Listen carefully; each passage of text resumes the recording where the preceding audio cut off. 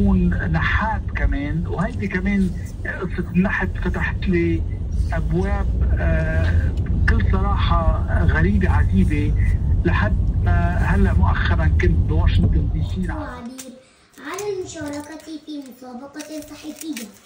ما اسمهاش صحفية، صحفية لكتابة مقالة عن فلسطين.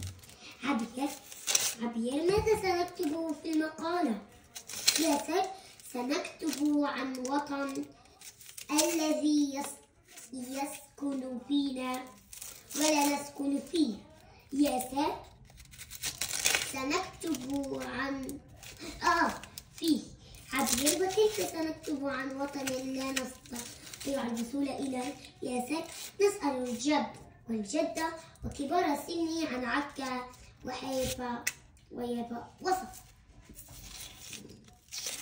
عبير لن ننسى أن نعبر عن حلمنا وحقنا في العودة وطننا والعيش فيه.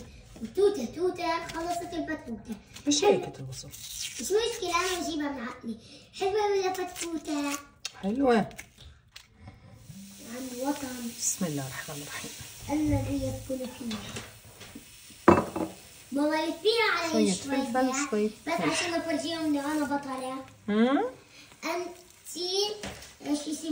انت مرتبة.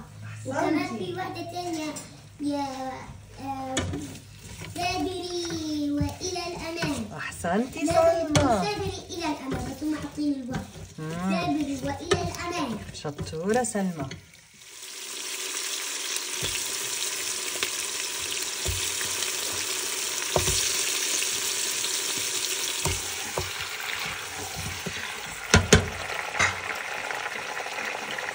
الشكل هون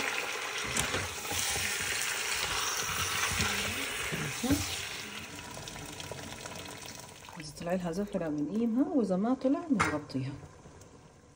غيرتها على 5 دقايق وقمت الزفرة. هلا لقيت ايش؟ بدي اسكرها. ايوه اوكي.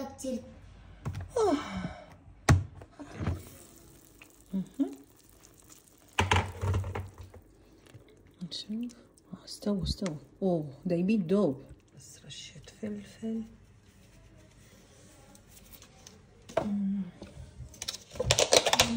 ورشة بهار. 47 ثانية. واحد على يلا على الفرن نشويها.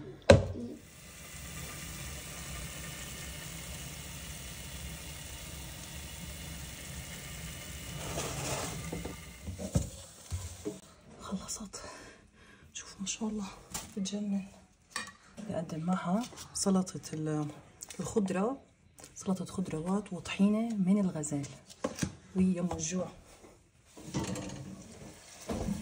يا عيني. هات نجرب.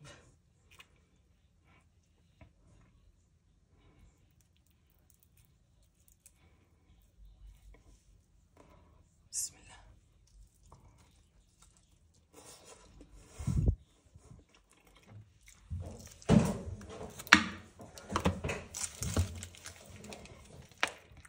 سلطة.